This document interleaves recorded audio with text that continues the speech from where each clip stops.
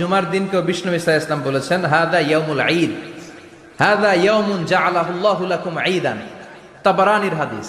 বিষ্ণু বলেছেন এটা এমন দিন যে দিনটাকে আল্লাহ তাআলা তোমাদের জন্য ঈদের দিন হিসেবে ঘোষণা দিয়েছেন। পড়েন আলহামদুলিল্লাহ।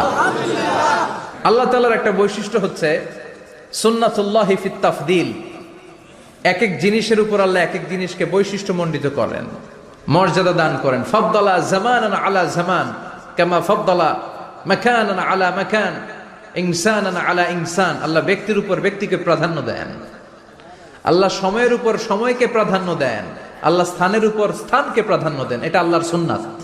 এটা আল্লাহর কি সুন্নাতুল্লাহি ফিত তাফদীল। ফাদ্দালা জামানান আলা জামান কামা ফাদ্দালা মাকানান আলা মাকান, ইনসানান আলা ইনসান। পৃথিবীর সব মানুষগুলো এক রকম নয়, এক মর্যাদার নয়। আবার লক্ষাধিক নবী